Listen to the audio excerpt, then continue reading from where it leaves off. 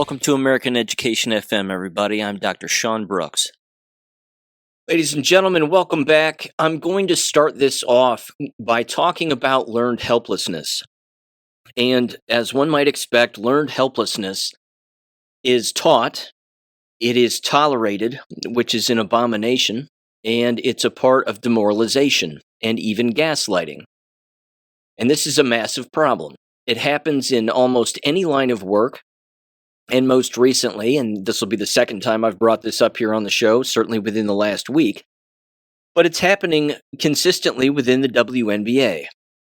And of course, it happens in all sports regarding a variety of issues, certainly when it comes to the business of instant replay, and you actually see a particular thing take place one particular way, and then the referees and the other announcers and whomever else basically gaslight you into believing that what you saw with your own eyes is not what actually happened. So, case in point, a black female player of another team engaged in a flagrant foul against Sophie Cunningham, rather obviously. This is a black female player who has a history of being violent toward white female players, grabbing their hair, pulling them to the ground, poking Caitlin Clark right in the eyeballs, rather famously, and then the other night, hacking Sophie Cunningham across the face as she goes up for a layup. Where learned helplessness enters the playing field here, and again, it exists within any line of work and any subject matter because it's all designed to get you to believe that not only the thing you're seeing didn't happen a particular way, but that you just have to tolerate it. That this is just the way that it is, that nothing will improve, so just deal with the current state of circumstances and let things just happen the way that they happen, regardless of how unfair they may be. So after the game, after this particular foul, where again the black female player was kicked out of the game, and of course everybody knows what Sophie Cunningham has stood up for, which is a good thing, and of course, again, she personifies the exact opposite of what the WNBA actually is, which is just these Neanderthals running around engaging in layups who are, again, primarily not very attractive. And yet she's talented and attractive, and that, of course, is something that the uggos in the league do not like. So, and she's white. So they, of course, foul her and do what they do. They do the same thing with Caitlin Clark as well. And then again, the referees, of course, are in on it, proving that the WNBA is fixed and that everybody gets a memo. And the race card gets played consistently. Again, it could be a black female referee who doesn't call a particular play. It could be even a white female referee who doesn't call a particular play correctly. But all of this, again, is a part of learned helplessness. And at the end of the game, it displayed itself even more. You had the Indiana Fever female basketball coach sitting at a table, again, taking questions from the media. In the middle is her, and then on her left and her right are Caitlin Clark and then another player on the team. The female coach is asked whether or not the foul on Sophie Cunningham, where she gets, again, hacked across the face and the neck and thrown to the ground, and bleeding, of course. She asks whether or not that was done intentionally. And the Indiana Fever's head coach said, no, she doesn't think that it was intentional. And as she says this, Caitlin Clark and her teammate give away their feelings with their nonverbal communication. Caitlin Clark puts her hands in her face and her hands over her mouth. Her other teammate drops her head the moment that the female coach says it and kind of shakes her head a little bit. And that's it. And everybody just lets the head coach just say this, thereby again playing into the demoralization of learned helplessness. That what you saw is not what actually happened. I don't think they did it intentionally. And again, this is the problem.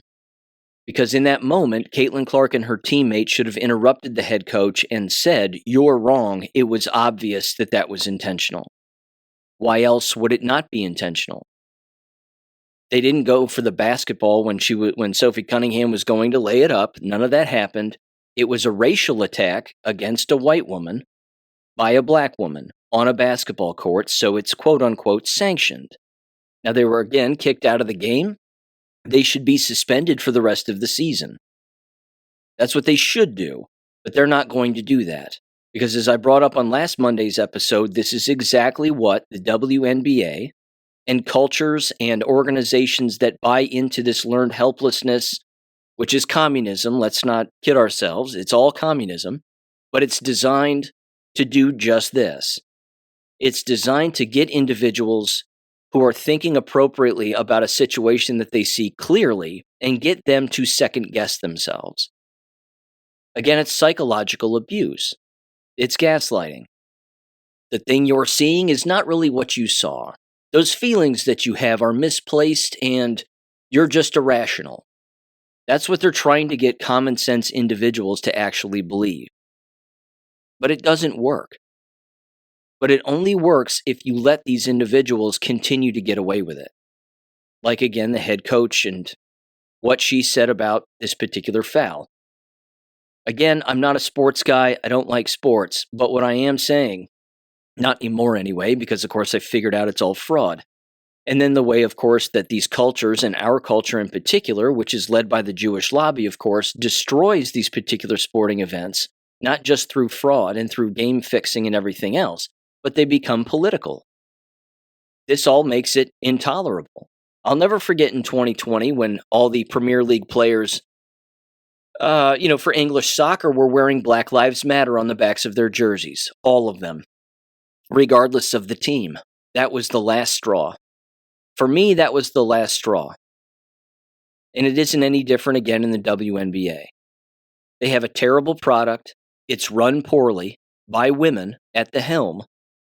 And when some of their players speak out in defense of children and not being mutilated, and they speak out against unfairness in sport, and they speak out for fairness in sport, which should be common sense, then they get attacked within the field of play. The black female player even took to X and called it white privilege. That the black player was thrown out of the game after fouling a white female player, and then took to X and called it white privilege. If that's not racism, I don't know what is. And we know it exists on the other sides of things too. It's everywhere. But it's in your face. It's obvious.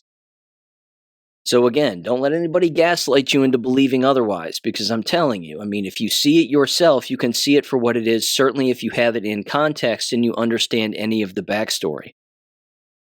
Now, also, as one might expect, there's a million ways in which you can point out the hypocrisy of the individuals who, again, run these corrupt organizations. And the WNBA is corrupt. Again, make no mistake about it, they all are. NBA, NFL, MLB, you can pick one. PGA, they're all corrupt. Again, they were even trying to get, a number of years ago, a male player who actually did play. A male player played on the female LPGA for a few tournaments, I believe. And then, of course, they stopped making the cut. But again, they were playing, it was a man playing against women. But everybody was just supposed to turn a blind eye to that. But the way that you call out their hypocrisy is you do exactly what happened at the end of last week, where you had black NBA players, or even former NBA players, I'm not sure which, because again, I don't pay attention to their careers and I don't know who they are. But they openly came out, at least two of them, and said that they were going to enter the WNBA draft for next season. They were officially declaring for the draft. And then the moment that happened, the WNBA panicked and they said, well, we have to revisit our policy on men and women's sports. After all last week saying, well, it's a complicated issue, men and women's sports, we want to be fair and equitable for everybody and blah, blah, blah. But the moment you catch them, they choke on their own words, they backpedal, and then, of course, they look like the idiots that they are. Because they are. They're NPC tools. They don't have an opinion of their own. And they always engage in appeasement of everyone as much as humanly possible, even to their own detriment and to the detriment of the players for which they're supposed to represent. And the individuals and, of course, the audience, who are ultimately, again, the customers. The WNBA wouldn't exist if people didn't watch. And right now, the only reason anybody is paying attention to it is because of the blatant racism against white players. That's it. It's the only reason I'm even talking about this right now, is because that is so obvious, even to someone like me who doesn't watch sports. Again, the commissioner is a woman. Most of the coaches are women. Certainly all of the players, except for at least one, are women. And that's just kind of the way that it is. But the problem is that when you have an organization like that, where all of the other leagues are dominated by men, what you're going to see, and it is a stark contrast, you're going to see a difference in the way that those organizations and that corporation at the top are actually led. I'm not saying that there aren't men who work within the corporation of the WNBA. There obviously are. But there are apparently enough men who are allowing the gaslighting to take place and the racial division to take place and the blatant violence and the lack of calls, again, the corruption in the officiating, all of it. All of this is apparently allowed. Now, I'm not saying, again, it doesn't happen in the male-dominated businesses also. It certainly does. The only problem is that when you have weak women and you have weak men running an organization, they're always going to bend to whatever political flavor of the month currently exists. They're always going to try to appease everybody. Again, Roger Goodell for the NFL, as the commissioner of the NFL, is arguably one of the most ballless human beings on the face of the planet. He's got all of the end racism logos, the pride flags on everything. I mean, all of that stuff happens all throughout the NFL. Their complete mishandling of the Black Lives Matter stuff in 2020, the CTE concussion head issues, and all of that corruption. The child trafficking that's very well known, certainly again during the Super Bowl and massive events like that. And then you add in, again, the constant appeasement of changing the rules on a consistent basis of a game that is older than the person who is running it, which only angers the people who watch the games typically. It drives more people away from the games, and it actually hones in more of the brainwashed because, again, it's learned helplessness. The people watching are basically saying, oh yeah, there's new rules this year to this game that we've watched our whole life or whatever, that's been around for a very long time, clearly, but there's new rules this time. That one rule that kind of mattered a year ago doesn't exist anymore, and then everybody's just supposed to deal with it. Well, there's nothing you can do, and we'll change things as we see fit, and you just have to keep watching us and just be a good little slave. That's essentially, again, the message that they're trying to perpetuate on endless people, and they're not alone. The WNBA, of course, does this consistently, and like I said, they're doing it right now in droves. I couldn't help but think either, when with all this WNBA nonsense, I couldn't help but think of, it's a very long-form interview, and it's very well done. If you haven't seen it, I highly recommend it. But Ayn Rand was a guest on Phil Donahue's show back, I think, in the 80s. It could have been 70s, but it was certainly around that time, 70s, 80s. And she was talking about feminism. And the room was packed with people. It was packed with ballless men. It was packed with women, packed with feminists, the whole thing. And she's asked the question, if a female ran for president, would you vote for her? And without hesitation, Ayn Rand openly said, absolutely not. And then the entire room, given their learned helplessness and their demoralization and their own brainwashing and their inability to look up anything factual, let alone understand general human behavior and situational behavior among the two genders and how it differs greatly, the entire room erupted in laughter, laughing at Ayn Rand.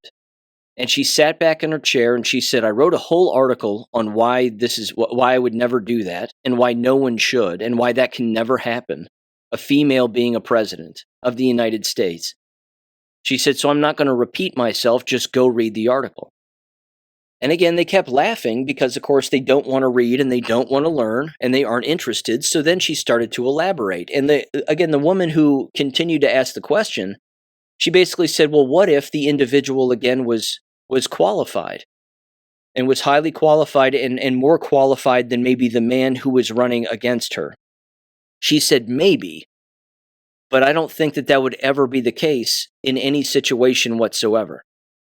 And then more people laughed. And she explained herself a little bit more, and she said, I might do it if the individual, again, if there was no other choice, of course, but that choice would never really present itself. It would never be that blatant. And of course, female presidents have been played out on television shows and movies before, and if you've ever seen those television shows and movies, it never works. Now, I'm not bashing women right now, I'm simply saying that there are facts that do exist, and this just happens to be one of them. And then she, of course, leans forward and she says, if you expect me to believe that a female in a position like the President of the United States, who would be in charge of all of the branches of the military, she said that individual would ultimately rule with emotion. They would make all of their decisions based on emotion, which means if the right thing had to happen in a particular situation, it isn't that logic would lead the way or win the day. It's that emotion would. Because again, by and large, some women, and it's not all women, but some women tend to be agreeable. They want people to agree with them, and they want to agree with other people. Hence, the appeasement part of it.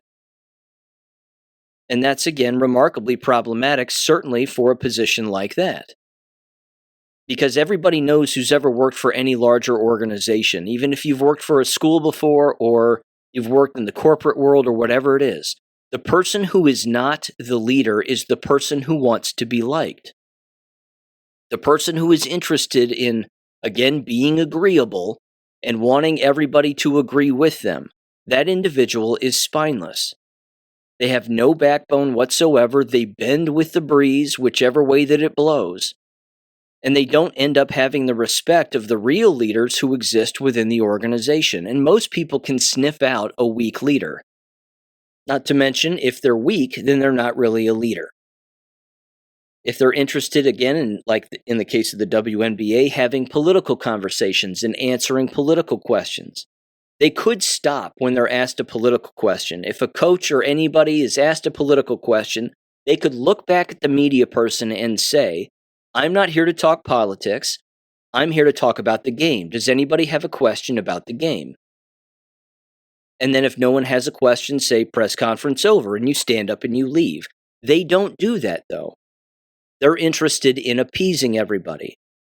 They're engaging in the learned helplessness of, well, we get to talk about politics and I'm going to talk about it, and if you don't like it, well, you're just going to have to deal with it and you can't push back, or else I'll suspend you, or you won't start the next game, or blah, blah, blah, blah.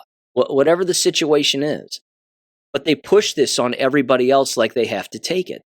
Like you just have to deal with it. Whatever the circumstances are, whatever the environment or the climate of the environment is, whatever that may be, you just have to put up with it and you have to deal with it because this is just the way that it is. That's why, again, a lot of these environments and these working environments, everything gets worse. Things don't get better. Things get more complicated and unnecessarily so. And of course, the people who run these organizations do nothing but make work. They just introduce new problems that don't have to exist, that don't have to be there, because they don't understand the word no.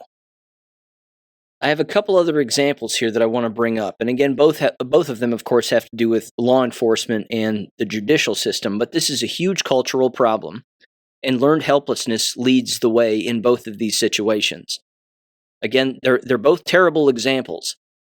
I mean, they're good examples of learned helplessness, but they're horrific examples of what actually happens at face value, and people just deal with it. They just put up with it because, again, it's part of demoralization.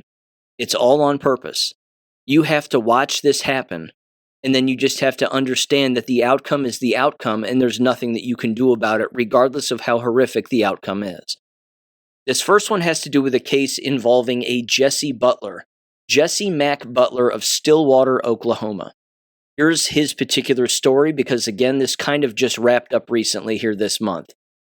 So this Jesse Mack Butler of Stillwater, Oklahoma, was a former Stillwater high school basketball player from a locally prominent family. His father previously served as the director of football operations at Oklahoma State University and was involved in a high-profile sexual assault case. That's his father. So you can see where this is going, maybe. The offenses occurred in 2024 when Butler, 16 and 17 years old, was 16, 17 years old. Two former girlfriends, also high school students around age 16, reported the incident to Stillwater High School authorities in September of 2024, where basically he raped both of them. Police investigated and Butler was arrested in March of 2025, then 17, and initially charged as an adult in Payne County. Charges included approximately 11 counts. 2 of attempted first-degree rape, 3 of rape by instrumentation, sodomy, basically, sexual battery, forcible oral sodomy, 2 for domestic assault and battery by strangulation, where, again, one of the victims needed neck surgery, domestic assault and battery, and later violation of a protective order. These carried a potential combined sentence of up to about 78 years. According to police affidavits and court-related reporting, the allegations involved repeated sexual assaults and physical abuse during the relationships. One victim reported being strangled, including to the point of unconsciousness in at least one incident, with medical evidence indicating near-fatal risk and neck injury requiring treatment. Video evidence of strangulation was reportedly recovered from Butler's phone. Threats were also alleged. Butler initially pleaded not guilty. His status was later reclassified as a youthful offender under Oklahoma law applicable to certain serious offenses by those 13 to 17 years old, emphasizing rehabilitation over adult incarceration in qualifying cases. On August 25th of 2025, he entered no contest pleas to the counts, and the court found the pleas knowing/voluntary with a factual basis. He received a sentence that included suspended prison time but was placed under Oklahoma Office of Juvenile Affairs supervision with the rehabilitation plan, aggressive sex offender-related therapy, counseling, community service of roughly 100 to 150 hours, curfew, daily check-ins, and other conditions, rather than immediate incarceration. Failure to complete the plan could have led to adult reclassification and prison time. Butler completed the plan with no reported violations. On August 3rd, 2026, again, 6 days ago as I'm recording this, one day before he turned 19, Payne County District Judge Michael Culling dismissed the case, as the court's jurisdiction ended by operation of law upon his reaching age 19. His attorney indicated plans to seek expungement. The outcome generated significant local protests, nationwide attention, and criticism from victims' families who described lasting trauma and said they felt misled about the expected resolution, and others. The prior district attorney's office had noted the youthful offender option under state law and the conditions of the plan. Newly elected Payne and Logan County District Attorney Jeremiah Gregory criticized aspects of the defense's comments in the final hearing, noted that the state double jeopardy rules bar further Oklahoma prosecution, and stated that the office would refer the matter to federal authorities for independent review. Victims' families have explored civil options. The case remains controversial due to the severity of the charges, the application of youthful offender status, the lack of prison time served, the defendant's background, and questions about justice for the victims." Unquote.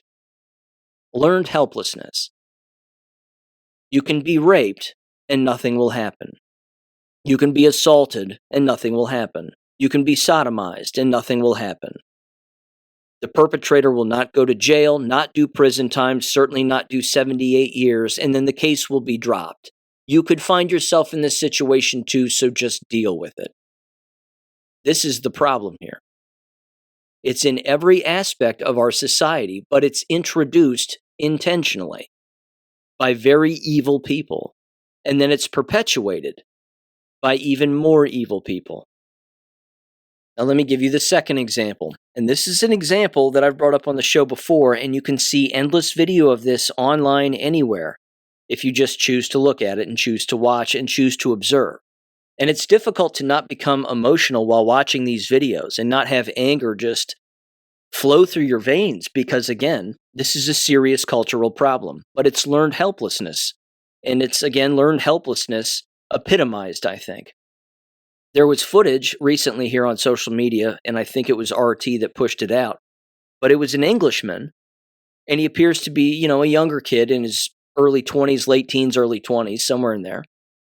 And he's being detained by a shorter, I don't know, half Asian looking UK cop because he's walking around in this outside mall area where there are dozens and dozens of other people, but he's walking around with a baseball bat. He has a backpack on and a baseball bat, and he's white. And as it turns out, he just purchased the baseball bat. But he's being detained forcibly by a singular, male, shorter, rather weak-looking cop because the cop believes that he's walking around with a weapon. And so he's trying to detain him for walking around with what apparently is viewed as an unauthorized weapon, that you're not allowed to walk around with a bat in your hands. But remember, if a Muslim walks around with a machete, well, then there's nothing that they can do. And if you, of course, defend yourself against the Muslim with the machete, then there's nothing that you can do. And you'll even lose your job if you so much as attack the individual. And remember, if you defend your family as an innocent person when you're not a police officer against such a person in a situation like that, you'll go to jail. All learned helplessness. But anyway, this guy just purchased a baseball bat, and he's just walking around, not swinging the bat, not anything. He's in fact holding it upside down. And he's just casually walking by. But this cop starts to detain him. People pull out their cell phones. They start recording this interaction. He's again resisting arrest, which is exactly what he should have done. And individuals are not intervening. That's the biggest problem in the situation. You can take into account the retardation of the police officer. That should almost go without saying, certainly in the UK, and certainly in a situation like that, because he wasn't even listening. He didn't even want to listen to the explanation. The bat was still in its wrapper. It still had a price tag on it. And again, the individual who purchased the bat was trying to explain this to the police officer as the police officer was wrapping his arms around him, trying to throw him to the ground and, again, detain him and arrest him. Members of the public were also telling the officer the exact same thing. He just bought the bat. Look, it's still in its wrapper. What's wrong with you? The cop wasn't hearing it. He just had the blinders on, just the NPC, I must detain this person no matter what, blinders on. But the problem again is that no one intervened. No one got in between the citizen and the police officer. Not one person. All of these people, again, were just standing around watching. People were yelling at the cop. Everybody's filming them, and then even worse, some people are walking past as if it doesn't even matter. None of my business, who cares? An individual is being assaulted, I don't understand the context, but whatever, let's just keep moving. They don't intervene. Now again, I fully understand that someone would say, well, Sean, you wouldn't intervene either. If you saw an individual in that situation being detained, you wouldn't take the cop by the back of the neck and throw him to the ground. You wouldn't get in between him and push the cop away and let the other person run away. You wouldn't do any of that. First of all, I can see the situation for what it is, whereas other people couldn't. That's number one. I can recognize the situation. The individual was being calm. He was trying to explain to the police officer that it was his bat that he just purchased, that he just bought it. He pointed at the store where he just bought it. It was right down the way from where he was actually standing. He probably had the receipt in his pocket. But either way, again, the police officer was hearing none of it, and the aggressor was the police officer. The police officer was the violent one. So yes, in a situation like that where it can be read very easily what's actually taking place, I would intervene, 100%. Would I be detained? Maybe. Or maybe I would be faster than the police officer and he wouldn't catch up. I'm not saying that to sound like like some hard ass or anything. That's not the point. The point is that learned helplessness is so poisonous and demoralization is so poisonous that it can get your fellow citizens to stand by while an innocent citizen is being attacked by, again, a so-called authority figure who is abusing their power or their perception of power. Now, let me give you another example, which again might warm you up to the idea of intervening in the future. If a situation like that ever presented itself and you were involved, or again, you were seeing somebody being illegally detained or unnecessarily detained, what would you do? The situation that always comes to mind was the male Australian cop choking the female Australian teenager during the COVID lie because she wasn't wearing a mask. She was walking by herself down the sidewalk, and this older male cop, it's a very famous video, almost everyone has seen it. This older male cop grabs this female by the throat, 2 hands around her throat, facing her, choking her to death to where she cannot breathe. Now, if you came across that, what would you do? I know what I would do in that situation because I've seen that video 1,000 times. It's burned into my brain. There are endless people who have never seen that video. They don't even know it exists. And that's sad for them. But in that situation, I would have ended that cop's life, 100%. I would have run after doing it.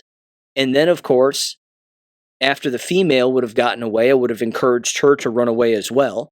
Probably in a different direction than me, but either way, just to run away. But in that actual situation, then a female cop came up and she just stood there and she let the guy choke her. And then she started to intervene a little bit, and then they detained the teenager. But he was choking her with both of his hands, picking her up off of the ground because she wasn't wearing a mask. This goes way beyond abuse of power. This is simple in that you are supposed to watch that and you're supposed to learn to just take it.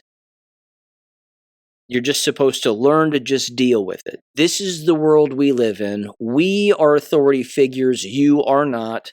Just put up with it. What I say is what is, and that's the way that it's going to be.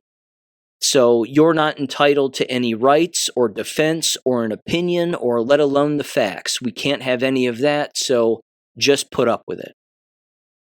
That's the learned helplessness that finds its way in every line of work, in every facet of society, regardless of how important or unimportant the corporation or the situation or the environment is. It's all done to demoralize.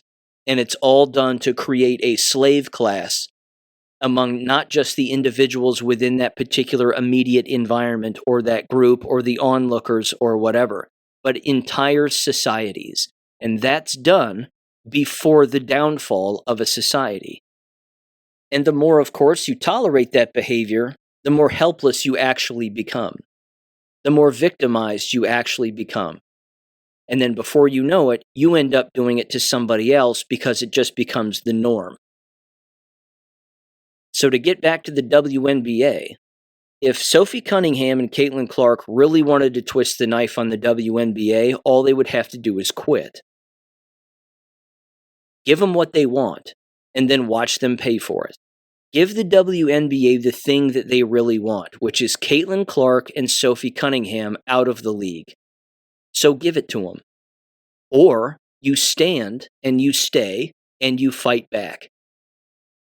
If they knock you in the throat and knock you to the ground, you punch them square in the face. That's the first move. If you're at a press conference after the game and your head coach is sitting next to you and says, "Well, I don't think it was intentional," you look your coach in the face and you say, "You're a fucking idiot. You're an idiot. And what you just said is the dumbest thing I've ever heard in my life, and that's stupid because that was clearly intentional, and she should be suspended for the rest of the season because she's done it multiple times." You shut up your coach. Remember, we're in the Great Awakening here. We're living through the apocalypse. And the definition of the apocalypse, of course, is a great awakening. It's a lifting of the veil. It is a bypassing of irrational behavior and so-called authority figures and receiving direct messages from God to be strong, sound, moral, and just all of the time. Since that's the case, people again are learning to stand up for themselves again, which is great. The apology culture and the apology tours are over with. That ended a long time ago, and more people are starting to find their stones again, which is good, and stand up for themselves, which is good. But when the situation presents itself and an individual holds their tongue or backs down, those individuals who are backing down and holding their tongue are showing people that they aren't there yet. They haven't reached their breaking point yet. They're still engaging in appeasement. They're still capitulating to so-called authority figures. People have got to stop doing that. So again, is it going to get worse within the sports world? Of course it will.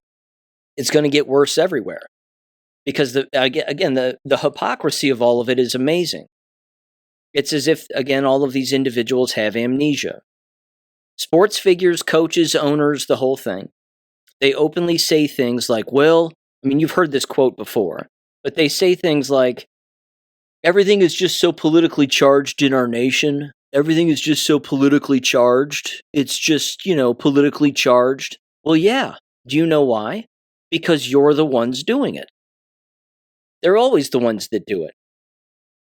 Certainly when it's a particular issue that matters to them. Because they're interested in appeasing everybody. They're interested in everybody liking them. They don't want to step on toes. They don't want to take a stance. And like I said earlier, that's not a quality of a leader. That's not a characteristic of anybody who's a leader. So again, make no mistake, this isn't some phenomenon. This isn't something that just, again, appeared out of thin air. This is something that is a part of a deliberate society in order to take down a civilization. You wreck it from the inside. As very famously, of course, Yuri Bezmenov openly laid out the different steps of demoralization and how you overthrow a country. And this is exactly how you do it.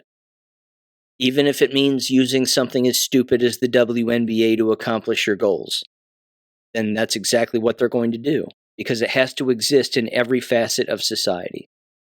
And unfortunately, it works on people. That's the sad part. Is you see this learned helplessness just exist, and then people just drop their heads, they let out a big sigh, their shoulders sink, and then they just go, well, this is just the way that it has to be. Just like the COVID lie, same thing, put on your mask, 6 feet apart, stand on the sticker, do as you're told, don't come in here unless you're wearing a mask, and blah, blah, blah, take the shots. Again, all learned helplessness. It's learned helplessness, too, that has caused election fraud to take place, as we all know. It's learned helplessness. I mean, I could stretch this into any subject I want, I suppose, because it's everywhere. It's one of the things that's allowed for the Muslim invasion to take place. It's allowed individuals to not criticize Jews, because you'll get called an anti-Semite and 1,000 other names. I mean, this is all the problem. All of this is. Saw this on the TV the other day. This has never happened before, and I'll give you one guess as to what you think this means. There are now, for the very first time, direct flights to and from San Francisco, California to Cincinnati, Ohio. Airline flights. That's never happened before. Normally there's some kind of a layover. Sometimes there's a direct flight to from Cincinnati to Los Angeles. I've been on that flight before. It's about a 5.5 hour flight. Absolutely sucks, but either way, now it's from San Francisco to Cincinnati. Now, why would that be the case? Why would tickets go for $106 from San Francisco to Cincinnati, Ohio? Both sanctuary cities in sanctuary counties that are run by communists. It just means that they're basically trading illegal aliens back and forth. They're trading homeless back and forth. And of course, those populations are going to increase in both geographic areas, because why wouldn't it? Again, if you hop on one of those flights and it just happens to be filled with homeless or illegal Browns, well, you just have to deal with it then. Just sit back in your chair and make sure your tray table is in its upright position. Feel free and litter on the floor because it looks like everybody else is. And that's just the way that it has to be, ladies and gentlemen, so just put up with it. This is your captain speaking. Enjoy your flight. That's what's going to happen, because that's what they do. Again, they used to put homeless and illegal aliens on buses and just bus them out of town to another city. Now they just have no problem using an actual flight. They just create a different flight pattern. They work it out between the two airports or the two cities, and then that's the end of it. But there's always an agenda behind it. It's not because of convenience. I mean, let's get some things straight here. Cincinnati's not exactly a clean place to go visit. Neither is San Francisco. They're laughingstocks. Not just because they're sanctuary cities, but because they're shitholes. So, what else is the reason? They're not bringing maintenance workers to Cincinnati and San Francisco, are they? I mean, they're not bringing law enforcement. They're not bringing ethical law enforcement. They're not flying over individuals who are going to fix up the joints. It's quite the opposite. I will say this, though. This is interesting. And again, I'm getting off of the subject now, but when it comes to the business of learned helplessness, you certainly have individuals that are figuring things out. And they're figuring things out at a different time than individuals who have already figured out a particular subject matter. And as they're figuring it out, of course, every now and again, depending on the subject, the paths of the awake and the asleep will intersect. And they'll intersect on a particular issue. And as it turns out, right now, two of those issues tend to be the debate on flock cameras and any kind of a security camera that law enforcement claims that they use to, of course, benefit their crime-fighting ability, along with data centers. These are two perfect examples of where learned helplessness has basically run its course, and people are tired of it. Again, they could be an old communist hippie, or they could be somebody on the far right. It doesn't matter. Because these are two subjects, again, that both can agree on. And I said that on the show a very long time ago. I said it doesn't seem to matter which political affiliation a person has. A lot of people don't like the flock cameras, and a lot of people, again, really don't like the data centers. Because you're seeing both kinds of individuals and American citizens standing up against the exact same thing. As it turns out, in the town where I live, a bunch of old hippies came to a city council meeting or a commissioner meeting, and they basically, again, were against the flock cameras that exist in town. And some of these flock cameras, of course, are going up in different sections, and apparently there's a flock camera even across the street from the middle school, where one Jason Mers, an alleged child abuser and sexual abuser of children, is going to be, of course, the school principal. I find that to be an interesting position for a flock camera. But either way, as I brought up the website dflock.com, you can get on that particular website depending on the browser that you use, and you can type in your zip code, or you can just zoom in on the map and find out exactly where the flock cameras exist in your area. And they're not necessarily just the company Flock. A lot of them are other companies as well. But either way, I find it interesting that individuals on the hard left are coming out against these particular cameras, and they have serious concerns with them. Good for them. They're late to the party, but better late than never. Now imagine again what else they're late to the party on. It's practically every subject. I mean, I've brought up flock cameras at least a year ago on this show.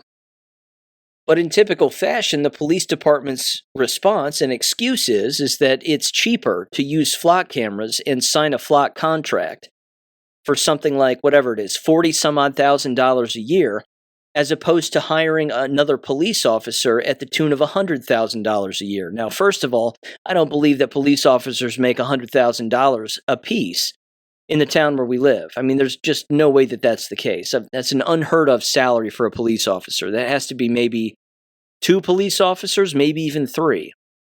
But either way, that's their justification, that it's cheaper than actually hiring human beings.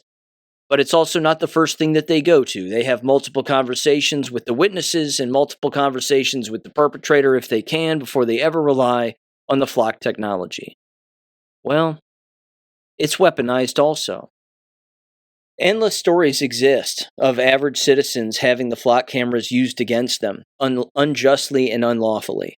So much so that they even mistakenly use the flock cameras too much and rely on them too much.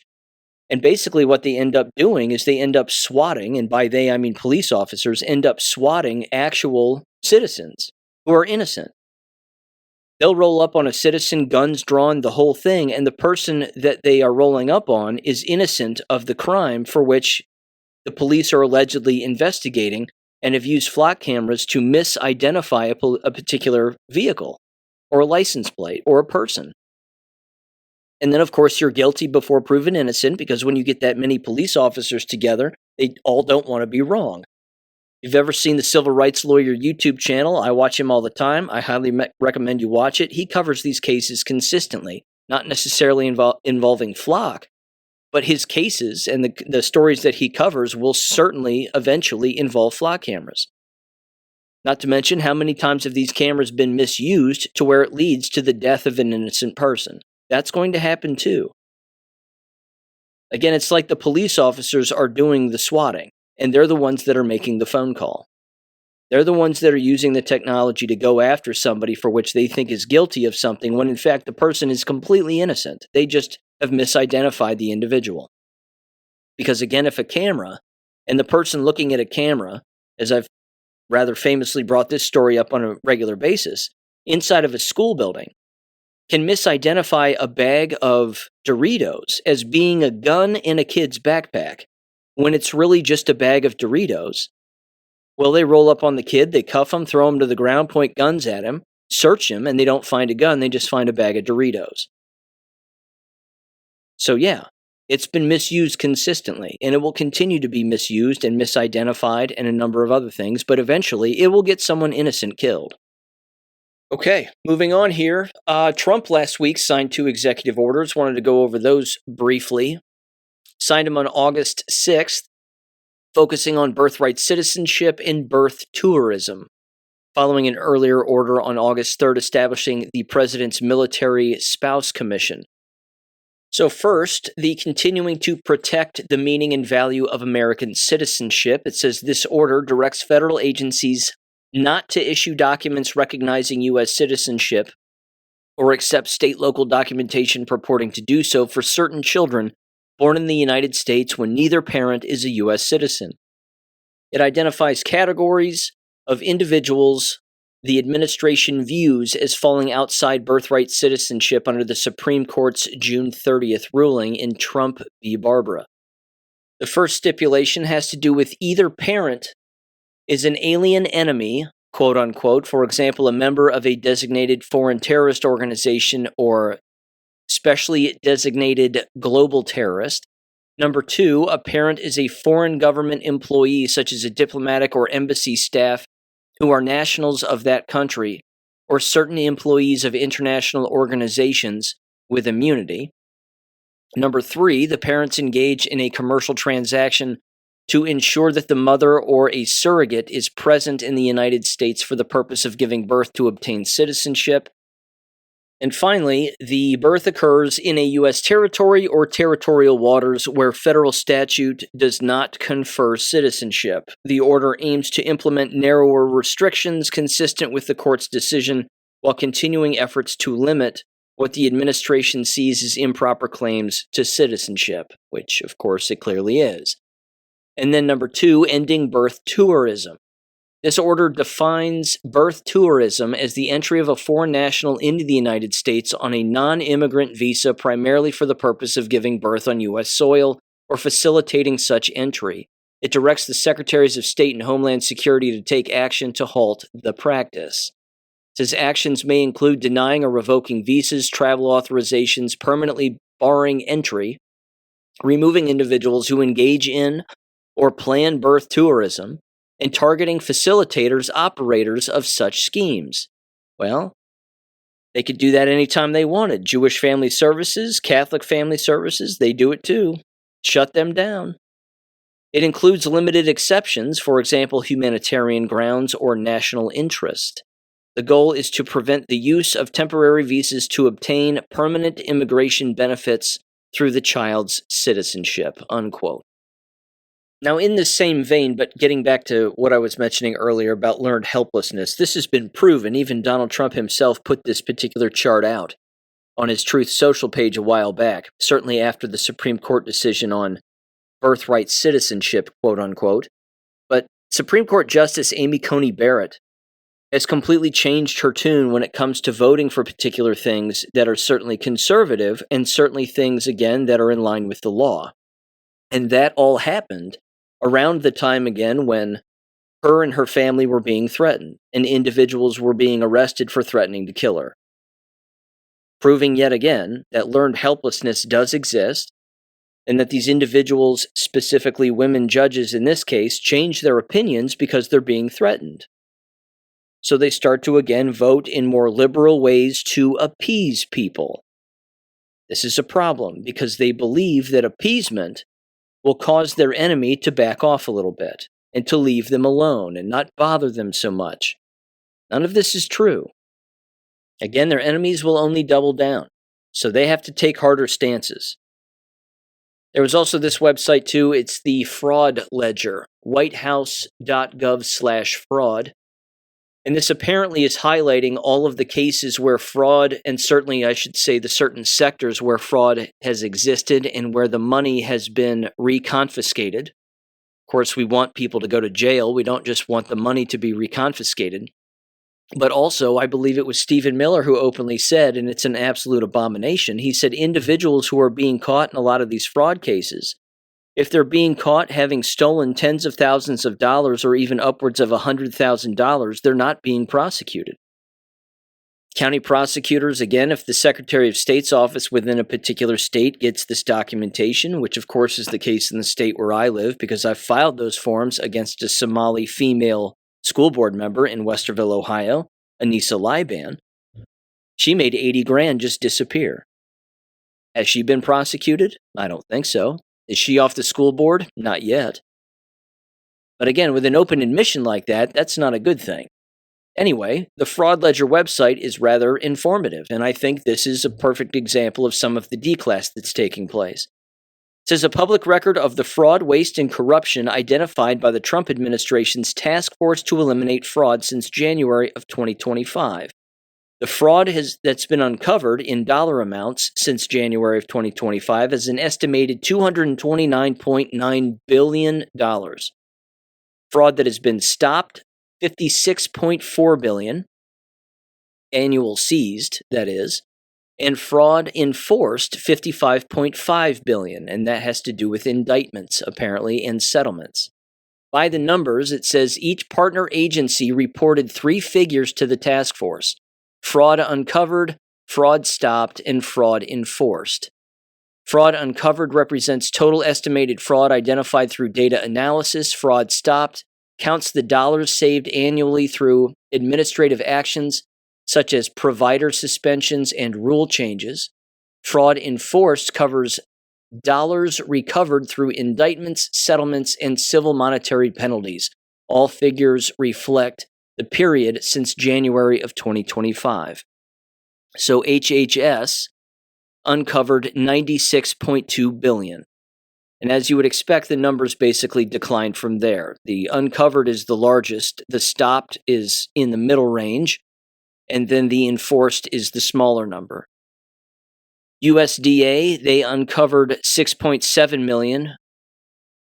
The Department of Labor uncovered $7 billion. Housing and Urban Development uncovered $329 million. Small Business Administration, $122.9 billion. Again, small businesses, there you have it. Education, $2 billion.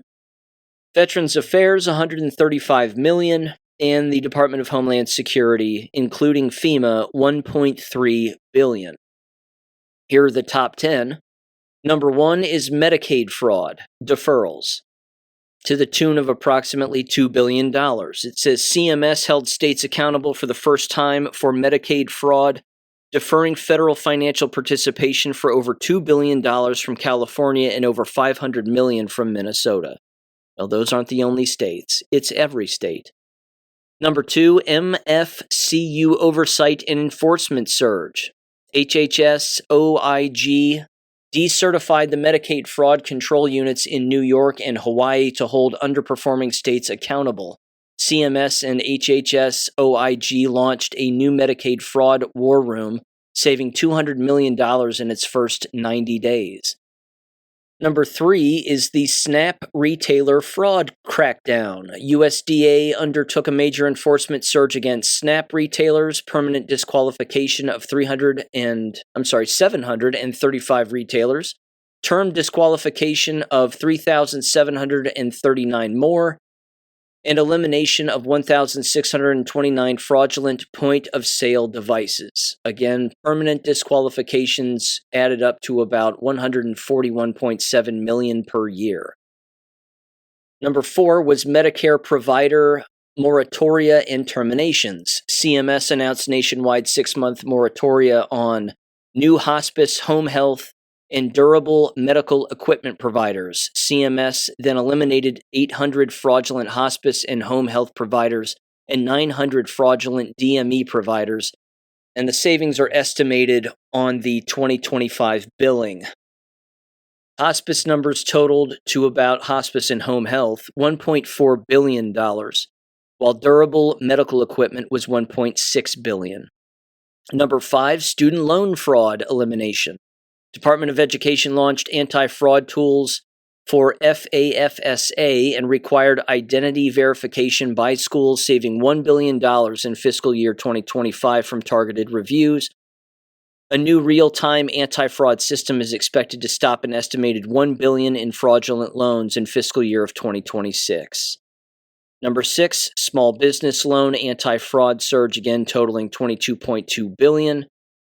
It referred 562,000 borrowers and $22.2 billion in fraudulent PPP funds to Treasury for collections and suspended tens of thousands of fraudulent recipients from participating in future programs.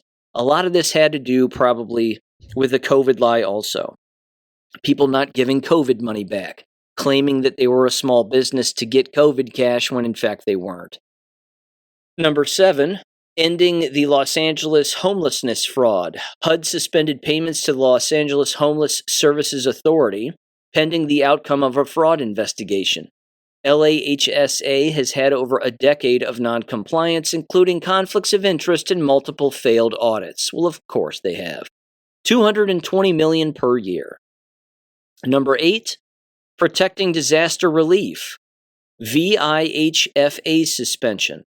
HUD suspended payment to the Virgin Islands Housing Finance Authority. That just sounds fraudulent out of the gate, doesn't it? Which received $1.9 billion in disaster relief funds pending the outcome of a fraud investigation. VIHFA has substantially mismanaged funds, failed multiple audits, and failed to administer the recovery program it was responsible for. Number 9 is unemployment insurance fraud prevention. DOL undertook a major anti-fraud surge in unemployment insurance, cracking down on tax, state enforcement, and setting new state standards. DOL OIG recovered $512 million in fraudulent UI loans to the Treasury, and DOL identified $1 billion in COVID-era unemployment benefits sitting on unused prepaid debit cards, demanding that banks freeze these payments. Yes.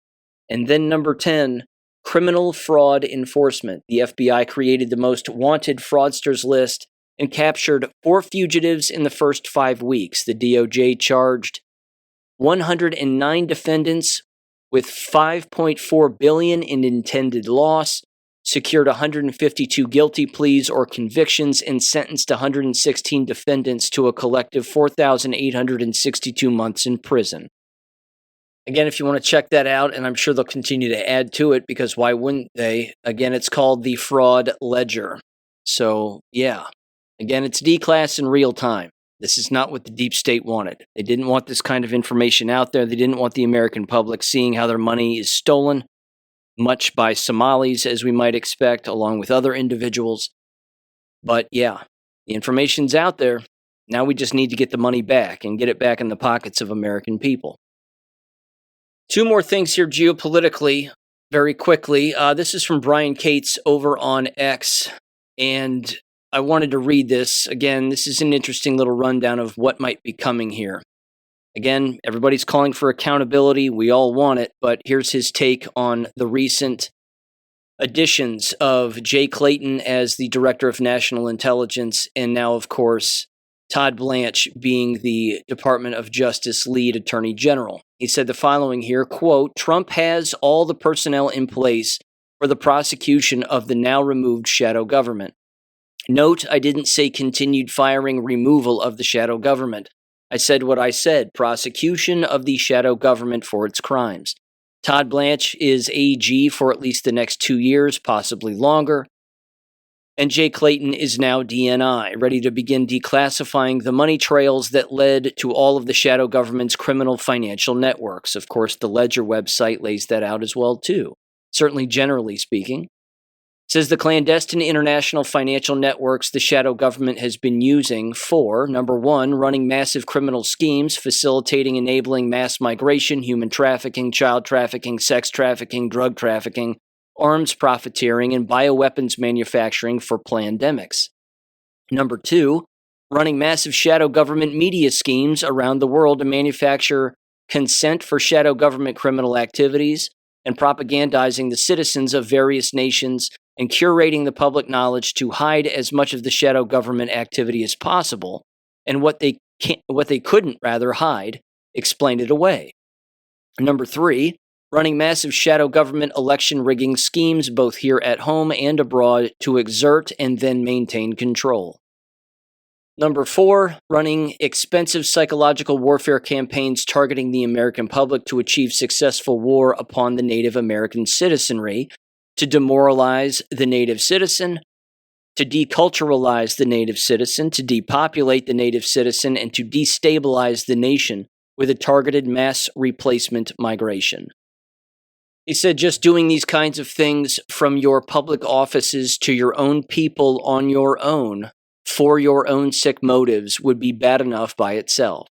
The fact that the U.S. shadow government agents are clearly demonstrated by the documentary evidence, especially the documented financial money trails, to have been engaged in all of this treasonous activity while working in direct concert with foreign governments and hostile foreign entities only compounds the treason. As the hostile takeover of the executive branch from the remaining vestiges of the shadow government got fully underway in January of 2025, all the members of the Trump team knew the historic moment they found themselves in. Nothing like this had ever been attempted before. It took a massive amount of behind-the-scenes hard work by dedicated and committed patriots to reach this point. Well done. You fought the good fight, and you won. I am looking forward to covering all of the military trials of the shadow government agents over the next several years, unquote. Well, we certainly hope so. We hope that that's the case. Again, we hope that particular individuals sat in particular positions on purpose to do a very specified job, and now these new individuals are in there to finish the job. This has to happen. We have to see this. One final note here, since we're saving Israel for last. This was on Disclosed TV. It said, just in, Netanyahu rejects a 15-point plan for Gaza by Trump's Board of Peace. Says his military will not make any withdrawal from Palestinian territory until Hamas fully disarms, and warns as long as he is prime minister, there will be no Palestinian state in Gaza or the West Bank. He's lost his mind. I find it funny, and I even brought it up back at the time, that Israel is not on the Board of Peace. Most of them are Muslim nations, after all. And if you want to completely neuter Netanyahu once and for all, of course, without killing him, although that would be fine, I suppose, too. But if you want to neuter him, what you do is you have those Middle Eastern countries go into Gaza. And then they basically become the security force. They feed the people who are still there. Maybe they relocate them, of course, but they become the humanitarian aid. And then again, if Israel fires upon them, then that's a declaration of war against Israel. Wouldn't that be interesting? Wouldn't it be interesting if the Middle Eastern countries went in there and actually provided security? And then there was an actual ceasefire, because there would have to be. But some crazy IDF soldiers would again start firing on Middle Eastern peacekeepers and military because, again, they would be there under the direction of their own governments, which would make that, again, a direct declaration of war against that government. And because, again, the United States sits on that particular board of peace that Israel is not on, that would draw us into it also. And I think when it came to war against Israel and the Israeli army and the Israeli government, I don't think you would find a very hard problem getting Americans to support that one. In fact, that's exactly how you would get Americans to support one last war. It would be against them in that situation. Okay, on to education. I've got one story here. This was making the rounds last week. And again, you talk about learned helplessness and capitulating to demoralization. And everybody just has to put up with this and trust us because this is normal and there's nothing wrong here and you don't need to look into this too much. This is what the University of Michigan is doing specifically in their College of Literature, Science, and the Arts, or LSA, which is the largest undergraduate college on their campus. Again, they have standard letter grading, but what they're doing is they're hiding the letter grades, and they're basically, again, administering a letter grade, but the students won't see the letter grade. The students will just see a pass or no credit scoring for whatever, again, course that they're taking. So it says the following here. It says, beginning in the fall of 2027, so a year from now, that particular college, the College of Literature, Science, and the Arts, will implement a mandatory grade covering, they call it, quote unquote, also called Pass No Credit, pilot, specifically for all first-year freshman students in their first semester only. Here's how it works. Instructors still assign traditional letter grades, A+ through E, whatever E means, and provide the usual feedback on coursework. Students see these grades. On the Office external transcript, all first semester courses are automatically designated Pass or No Credit, P or NC. Letter grades do not appear, and the grades do not count toward the student's GPA.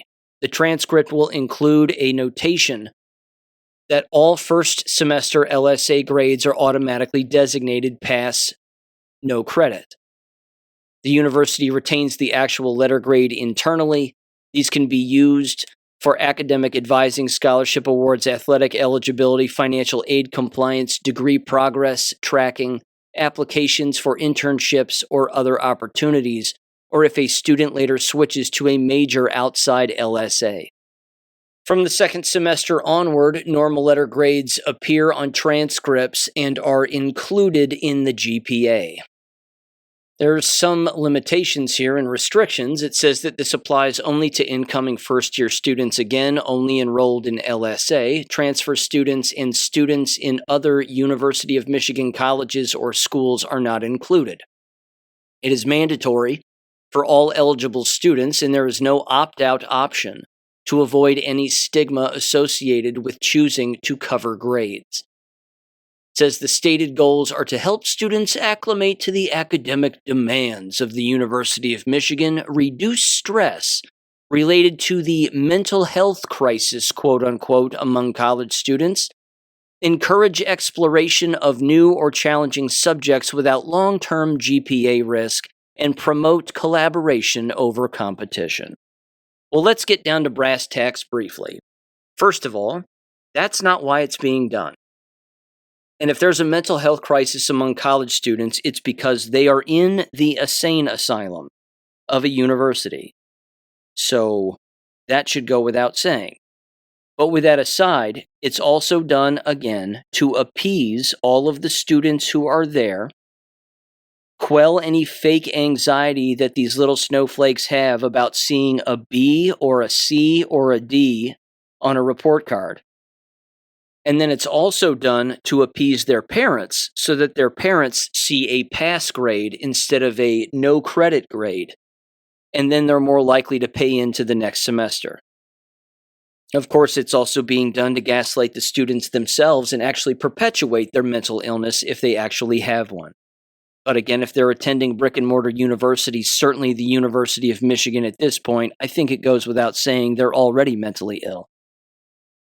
That's a perfect example of learned helplessness. Again, they are perpetuating the brainwashing by changing the system around them. Even if it's just for a semester, they're still, again, appeasing the incoming students, openly telling them, don't worry, no one on the outside is going to see what real grade you received. They'll just see that you passed, and that's good enough. But after that, then you're on your own. And it's after that where they start to fail. It's probably at the very end of the second semester when many will start to drop out. And that's typically the way that it works. But it's being designed in an effort to, again, gaslight the student and retain them for just a little bit longer so they can get just a little bit more money. It's all about money.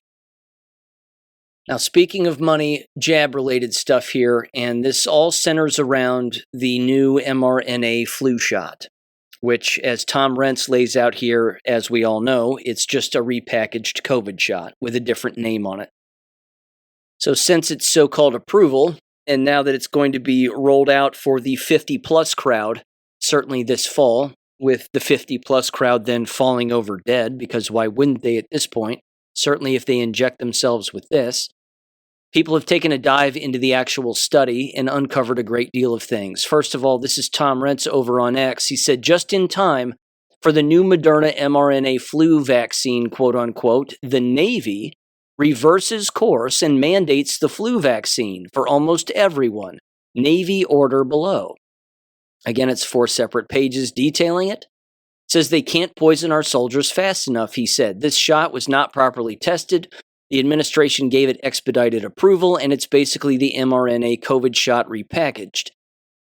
He said they are going to construe to force mRNA on our soldiers. Fauci's work is carrying on despite everyone wanting accountability. This is why I keep saying that it's not enough to go after Fauci. We have to go after the people that bought him. He's 100% right, of course. And then there was this article from Substack. The page is called Rational Ground by Justin Hart, and it was titled New Moderna mRNA Flu Shot. This is not efficacy.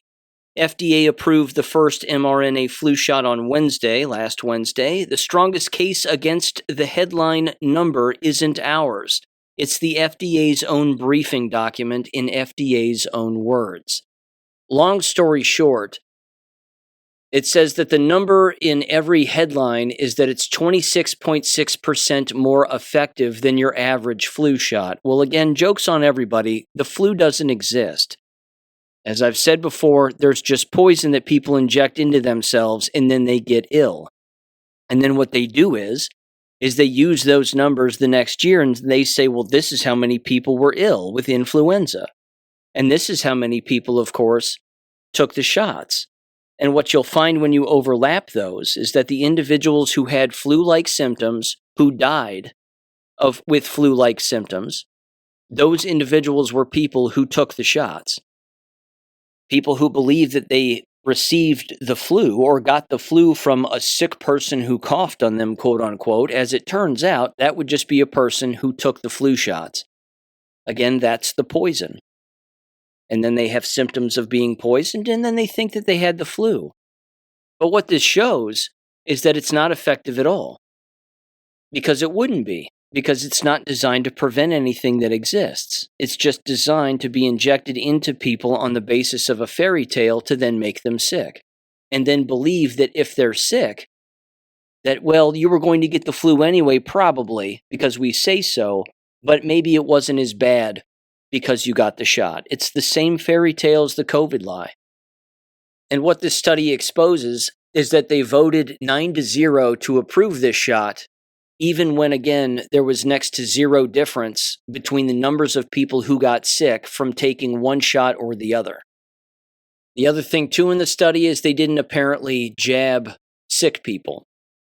They didn't jab individuals in nursing homes, and they didn't jab individuals who have autoimmune conditions. They jabbed approximately 40,300 people. And there were only 12 total hospitalizations that they said, and no flu-attributed deaths. It says the study was not powered for healthcare outcomes, and relative efficacy could not be calculated separately for hospitalizations or ER visits due to limited cases. So yeah, people died.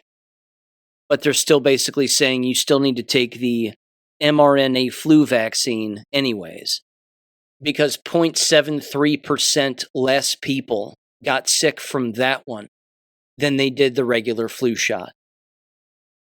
Proving yet again that they're both fake. They're both poisons.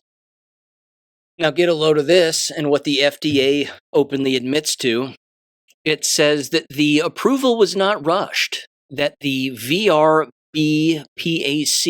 which is, of course, their committee, I suppose, voted 9-0 that benefits outweigh risks. Even though, again, hospitalizations exist for both, and so did deaths, but who cares? The benefits outweigh the risks, ladies and gentlemen. Review took 8 months after an initial refusal to file. A higher number of deaths in the broader safety database was reviewed by FDA and judged unrelated. Mostly later in people with heavy pre-existing illnesses and no autopsies performed. Now, why would they not perform an autopsy? Don't want to find those giant spaghetti-like blood clots? It says the safety database is too small to detect rare events such as myocarditis or Guillain-Barré syndrome, because they don't want to find those. That's why they didn't do autopsies. Layering the relative improvement into recent CDC estimates or ordinary vaccine effectiveness could theoretically yield a meaningful gain, but this remains an arithmetic projection rather than a direct measurement against no vaccine. Unquote. Right. So again, they think that people just get the flu every single year. The question I would ask is, raise your hand when the last time was that you took a flu shot and figure out that date and that year, and then ask yourself when was the last time you had flu-like symptoms, quote-unquote flu. My guess would be it would probably be the exact same year. And that's the correlation. Because the shot is the illness. That's the point. Should be obvious at this point. They're ramming these things home to wake people up. Again, I'm not doubting that there's bad people behind it trying to get as much money as humanly possible and, of course, depopulate. That's the agenda. But the statistics are obviously stupid. Both shots don't prevent anything. Both shots are useless. People become sick from taking one or the other. Hospitalizations are the same. There you go. You're healthy one minute, you inject yourself with something the next, and then you're sick or dead the next. It's not complicated. All right, ladies and gentlemen, thank you for listening as always, and let's get into it this week. I will catch you on Wednesday. Peace. Thank you for listening to American Education FM. Make sure and check out AmericanEducationFM.com for more information. Take care and God bless.